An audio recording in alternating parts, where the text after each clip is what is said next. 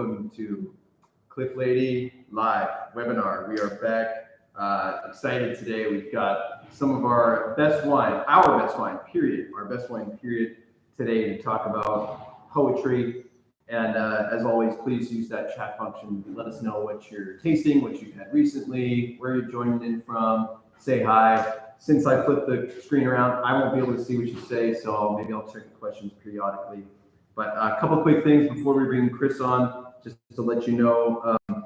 Of course, a lot of great stuff happening here in Napa. We'll get a great update from Chris on what's happening harvest-wise. But here at the tasting room, we're going to be doing something fun starting September 7th and through the month of October. We're going to be doing what we're going to call the Sunday sessions, which is going to include some live music out in the tasting room. So you'll be able to come, hang out, taste the new releases, and have a great vibe, as always, but this time live. So if you're thinking to come to see us, there's another reason to come check us out. Of course, we also still have the morning walk in the vineyard available. It's been very popular this summer.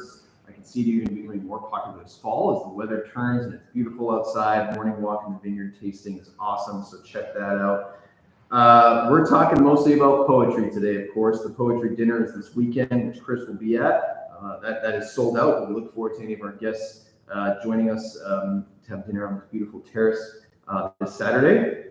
And speaking of poetry, the poetry launch for the wine is coming up. I guess our platinum members would have received communications about that already, but our classic members and other members will see that at the beginning of September on the 2nd and 3rd. There's one other really important thing I want to mention about the poetry launch, and this is something that is incredibly important because it's the first time we've done this, and maybe you got this great little mailer. If not, then that's why we're here today to talk about it. For the first time, we're going to offer 10% savings to all of our members on all of our platinum wines. So if you've always thought, it'd be great to get a bottle of poetry, but as a member, I don't know, I just feel like I would love to get some savings. Now you do. So 10% on all platinum wines, and includes Tokawan, Songbook, Marla, poetry, and even better, it includes all of our library wines. So if you want to get a library vintage of Songbook, a library vintage of poetry, you'll be able to take advantage of those savings. And of course, our platinum playlist members get 15%.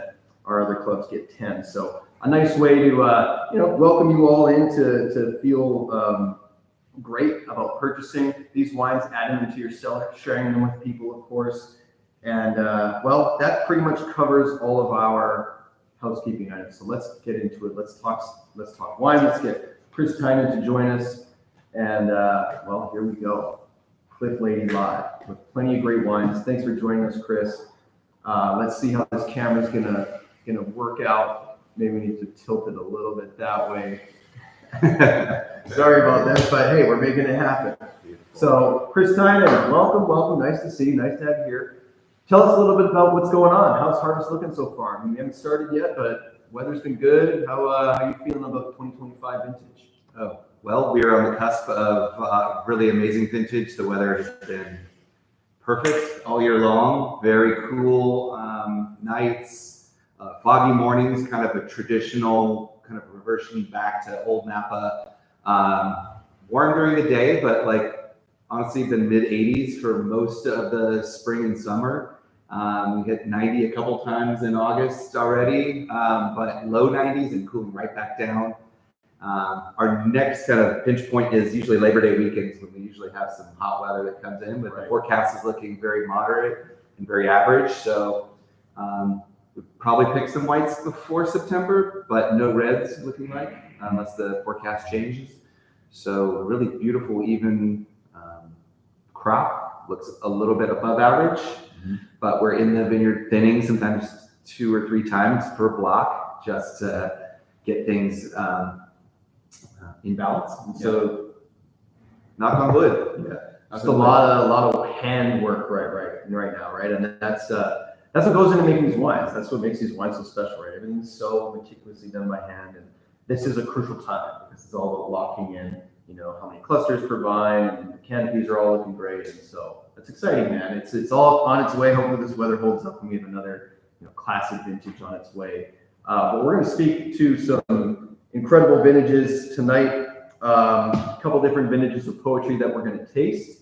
Proud to say that Chris made both of these wines. We're dipping back to 2012, his first full harvest here. Incredible vintage, incredible wine, and then we're going to jump to the 2022.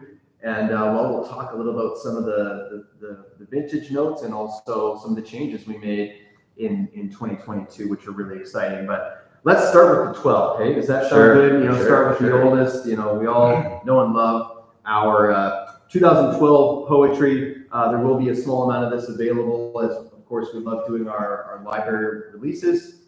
And Chris, first crack at working with the poetry vineyard and making the wine. Maybe this will work out to where I can stick this bottle up here. Let's see how that looks. Oh, that's covered me up. Maybe go this way. Maybe this will actually work out a little bit. There we go. How does that work? That's all right. Okay, cool. See, it was all meant to be. So 2012 poetry, man, this is smelling nice. Yeah. Full disclosure, this bottle was open this morning. We did a staff tasting with our entire hospitality team to cover the new releases and the new library releases. So it's in plenty of air, but wow, it's smelling nice. What do you think, Chris? Yeah, I'm not spitting this one out. It's delicious. A special wine for me because it was the first wine I made here for Cliff and the family, and just lucked out after a tough 2011 vintage. It was cool and rainy. 2012 was just kind of uneventful and wonderful and seamless in the vineyard, and powerful, muscular Cabernet Sauvignons in 2012 that took a long time to kind of evolve and soften. We knew that was going to happen, but it's this far out from vintage is just really kind of everything's come together. Integration of oak and acid and tannin, and that powerful Cabernet is softened and mellowed and just become really beautiful and perfumed. So incredibly perfumed. I mean, what are we looking at here? 89% Cabernet Sauvignon, 7% Merlot, 2% Franc, 2% Petit Verdot. I mean, do you remember what was going on that year with the Merlot? I mean, it looks like 7%, so we went a little heavier on that. But I mean, this is a lot of cab. Yeah, I think I remember describing the Cabernets from that year as kind of the Arnold Schwarzenegger Cabernets. They were so powerful and muscular, and on their own, they were so brooding and almost brutish in a sense. And Merlot was important that year to kind of blend in a little higher percentage in poetry to really soften and give some suavity to the tannins and kind of give a little bit more cashmere kind of texture to kind of allow the power of Cabernet to be less, kind of brutish. And so that blend just worked out really well with that Merlot. Where do you think this wine is at in its sort of drinking window? How much longer would you say? I would say it's, starting to climb the peak, I think it's going to be a nice plateau for this wine. It's obviously soft and it's starting to drink really, really well. And, we love these wines 10 plus years out from vintage that really start to, strut their stuff. And it is just a wine that we've been waiting to kind of come around, and here it is. Yeah, I don't think I've tasted this much, other than maybe some of our library, more comprehensive tastings, but just one-on-one like this, it's been quite a while. And wow, is it ever aromatically just incredibly intense, beautiful texture on the cod, as you've noted, and structured like you still want to have a nice meal with this, a nice piece of steak or something. Definitely still has some tug on the gums. Yeah, just slight, just the start of a touch little ruby on the edge, but no browning or anything like that. It's just gorgeous and deep and purple, and still tons of fruit, blackberries and cassis. Mm-hmm.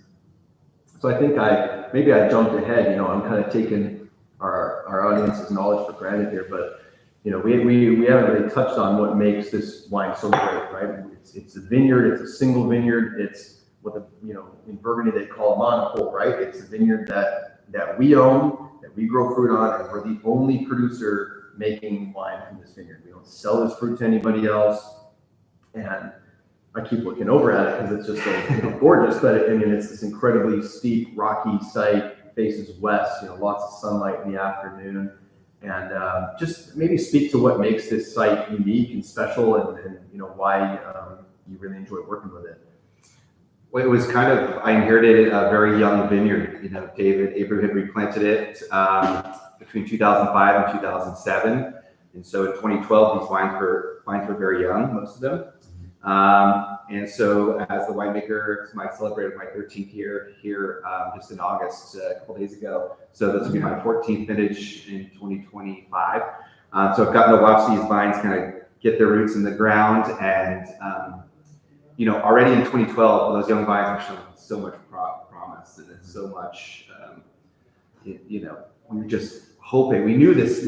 We had good soil, we had good farming. If we just keep these vines healthy and growing well, and we have, this vineyard is just going to be epic. So, you know, if a young vine vineyard can make this wine so complex and so deep and age-worthy that I think that you know, we're onto something good. And I think when we taste the 22 later, we'll see that even in a tough year, we've got an amazing wine as well for you guys to have. So it's just rocky, shallow soils, low yielding, complex wines, small berries, heirloom clones, you know, really precise farming, low yields. You just have to do all that stuff, and you have to do it right every year. I think we do. We've got a great team. Yeah, and so that, you know, that concept of like low yields, you know, you can go out and thin vineyards to low yields, but I mean, this is a site that naturally has low yields, right? You don't have to really drop a lot out there. And can you speak to, like, you know, what that means for the wine? I mean, it's more concentration, or, you know, what exactly is it about, you know, having a vine focus more its energy into, you know, lower number of clusters that results in something so special? Yeah, good question. It's the vines are so much smaller, and they're producing so much less fruit naturally. So the berries and clusters are just naturally smaller as well. So there's more skin as opposed to juice, where you get in more vigorous areas in the valley. So the wines are just more naturally concentrated. So they've got more acid, more skin tannin, more flavor concentration.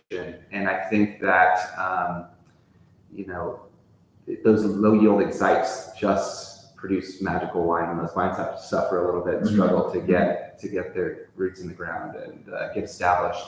And once they do, that's where the magic happens. That's why we seek out hillsides and alluvial soils that are really well drained, so those vines can really struggle and make great wine. You get more nuance, more complexity with those types of sites. Exactly. Awesome. Well, we don't have any, you know, segue wine. We're going from 2012 to 2022, which is the current release. And well, it's an exciting vintage for us, 2022, in that we are releasing the 20th vintage of poetry, 2002 being the year that my dad established the winery, and that we start, you know, really making wine out here under our labels. And so with that, we decided as a team to create a label that would pay tribute to the 20 years that we had. So before I reveal the 2022, we'll take a look at the 2002. So I brought this bottle. This is, you know, from the depths of the cellar, and I'm not sure I'll be able to line them all up on this box here, but we'll sort it out. But this is the original 2002 label, and you know, you can see the whole concept here was being very, you know, poetic. It's handwritten poetry of the torn paper. You know, we carried that through to the newer vintages, which came out. I think this label started in 2005, 2006, right around there. But you know, this beautiful sort of one-piece elongated label with poetry on the paper. You know, it always had a really soft spot for me. It always held a really important place in my mind, in that, you know, it was the original. And so with the 2022, we decided to do basically a modern throwback to that. So we more or less cleaned up the scalloping on the paper and whatnot, but got poetry back onto the paper. You know, I think, you know, you want a wine that shows, you know, what it is. Of course, we love the bottle with the embossed glass, but it was always kind of hard to make that out. So, you know, reiterating the Cliff Lede brand towards the bottom, and you know, sorry if this isn't the greatest visual representation, but you'll see plenty of these materials come out in the coming weeks with, throughout the mail and social media, of course. Our plug, there's my plug for social media. If you're not following us on Instagram or Facebook or YouTube, which you're watching tonight, please follow and interact with us. But giving you guys here a great shot at that new poetry label. This was a couple years in the making. My dad was very involved in this process. I had more, out of the box creative ideas, but he kept the tradition alive here, and I truly love that. I think that this, new label really represents, again, sort of a touchback to the past, but a great, beautiful, modern way forward. So same glass. This is the 1855 glass mold, so it's still that beautiful glass mold, but now a stronger label with stronger presence, and something that I hope you're excited about, and I hope you're excited to share with your friends. Let's taste the wine, shall we? Why don't you give us a bit of a rundown on how 2022 was? You mentioned it was a little challenging. 2022 was a challenging vintage. Yep, it was very hot. We had a little heat wave the second week in September. That was very, very hot. So we didn't want our fruit to go through that heat wave. So we really strategically started picking off poetry from the top, from the earliest blocks, and worked our way down.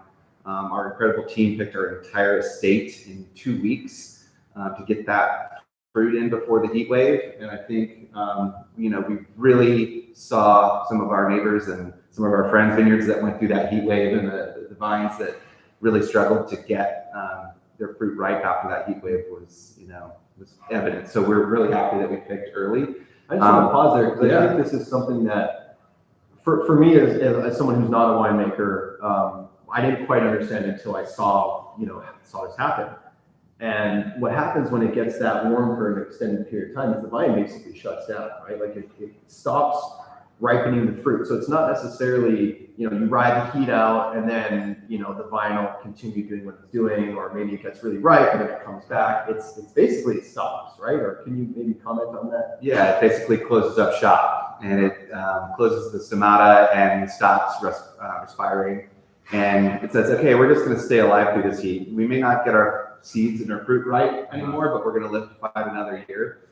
Plants are much smarter than we give them credit for, and they are pretty advanced little organisms. And so when you do have an extreme heat event like that, the vines are basically going to go into survival mode, and the fruit is obviously going to be less important to them. And so knowing that, we've lived through some warm vintages before. That's why we picked early, because we wanted natural acidity to be in the wine. We wanted those beautiful fruit flavors that were already there to not be baked out by the sun. And we wanted the sugars to be lower, so we're not producing this high alcohol monster wine after the heat. Because that sugar, it's going to accumulate from dehydration. Exactly. Right? Yeah, the vine isn't producing more sugar at that point. It's just dehydrating into almost raisins. So we don't want those raisin flavors in our wine, and so we really struggled to get all the fruit in. And we have we have an amazing team.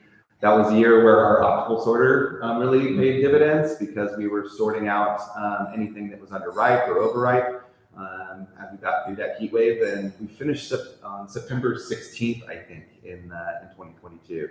So it was a really early harvest. With the entire harvest, we were done with all of our estate fruit, all of our grower fruit. So, normally we're picking it into October, mid-October, some years. So it was quite an early harvest, but I think we really made some incredible wines for any vintage, much less a difficult vintage. Absolutely. That wine is incredible. I think one of the things that I like about it the most is just the natural, the brightness, the vibrancy.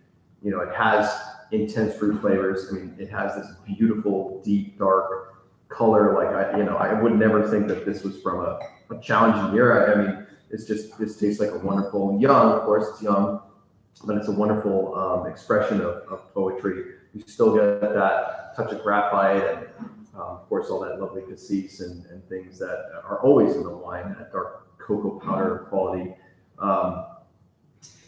93% Cabernet Sauvignon, so definitely cab heavy, a little bit of Petit Verdot. I'm assuming that gave it a little depth and some color. touch of Merlot and Franc, nothing, majorly different there. But 13.6 alcohol, that's lower than I think, that might be the lowest we've seen on poetry in a long time. So, to be able to capture the essence of the vineyard and this, beautiful fruit forward quality, I think that's what I like about all the 22s. Is they're all pretty like fruit forward and approachable. But to get that at under 14% alcohol is like pretty amazing. Yes, I love the balance of it. Yes. So given all of that, what's your, what would be your drink here? Is it, wait till Christmas time and get lots of air, or wait a year or two? And what's kind of your thoughts on this one? It's great to compare it to the 2012, where I kind of told people, if you can wait 4 or 5 years after release to kind of drink it and get into it, I think you'll enjoy it more. I think 22, because of that warm vintage, it's a little bit more accessible early on. So I think it's going to be an amazing wine to kind of drink early on, but it's got the acidity and the tannins and the balance to age for, I think, 20, 30 years, just like most of our vintages. So there's no rush, it's just going to hang on for forever. But I love the fruit expression now. Everything has a really early integration. And it's what makes it kind of an enjoyable vintage as well. That it's just really early integrated, ready to go. Great steak, great piece of anything grilled or duck, any kind of fun I can see with duck. Yeah, great. Yeah, something great for the holidays for sure. And throw it into a Bordeaux blind tasting too. I think it's just it's got that natural balance and the beautiful kind of rocky, loamy, gravelly characters that we see in some of our favorite wines from Bordeaux. Well, you said you didn't want to start the first one. I'm like the second one here. That's good. It's really nice. So I'm gonna actually run around and see if there's any questions, and we'll fire those off. See if there's anything in the chat here. All right. So we got, hey Carol, how's it going? Glad you could join us tonight. We got Ike drinking 2011 poetry. That's excellent. Question: We're tasting out of 750s tonight, so all 750 ml bottles. We got Carol's having 2007. That's excellent. That's a great vintage. That was my first harvest out here. But yeah, so not too much extra there. So there, now I can really see, line that up beautifully. That gorgeous new label I'm so proud of. I love how it fits in with the rest of all of the Platinum Series wines and, rhythm, and how they all just have this lovely continuity now. That was a big project we worked on for years. And a lot of, other people understand necessarily how much work goes into not just like designing, but then the wine, the winemaking team has to do all their work and making sure that the glass and the labels are correct and everything's like measured and sits correctly. It's always, a pain in the butt to change, but, appreciate you guys putting up with us trying to, be creative and innovate and do things differently. But you know what? You guys do that here in the winery too, right? So I guess that's how this industry works. It's what keeps it fun. Exactly. So I didn't see many more questions in the chat there. So if anything does come up, folks, reach out to us, please. Shoot us an email. Shoot the Wine Club team an email. Chris and I mean, you're going to be busy with harvest coming up. I'm going to be on the road a little bit. I'll be in Chicago at the end of September. I'm going to be in Reno for a hot minute in October. The week after that, I'm in Texas, out in the Dallas area for a couple days. Following that, I'll be in Florida in the kind of north area, Panama City Beach area. And then a couple weeks after that, out in Tennessee, going to be in Nashville and Knoxville. So if you're in those cities, keep an eye out for communications from us. We try to ping everybody we know in those areas if we're hosting events and what have you. And then, of course, next summer, like a little less than a year away now, we're hosting our first cruise through the Mediterranean. I'll be there. My family will be there. We'll be hosting a series of tastings. We'll do a wine dinner. We'll do some excursions. If you haven't checked that out yet, visit us online. Get more information on the Cliff Lede Vineyards cruise. I'm getting very excited for it. And we're even going to extend the trip after to do a little pop over to Masdoish, our partner in the Priorat. So we'll do a little Priorat wine excursion. Again, more info coming on that still. All those details aren't fully locked in, but Really looking forward to connecting with you in your city, maybe on the cruise. Hopefully here in Napa, come see us. We'd love to see you. We've got, of course, great weather. This is the most exciting time of year to be in Napa, so come and see us. But I think that's it for the program tonight. These wines are great, Chris. You did a wonderful job. Everybody, they're going to be available in the coming weeks here, so get them while you can. And thank you, of course, as always, for supporting us. It means so much now more than ever that you're supporting a family-owned and operated winery, and families and people like Chris and everybody that works here. So thank you so much for your support. And well, I'll say cheers, and then I guess I got to run around and hit the close button. So Chris, I don't know, maybe you can tell a joke. Oh, I won't do that here. We'll get kicked off. We'll get kicked off YouTube. All right. Well, thanks again, everybody. We appreciate you. Have a great night.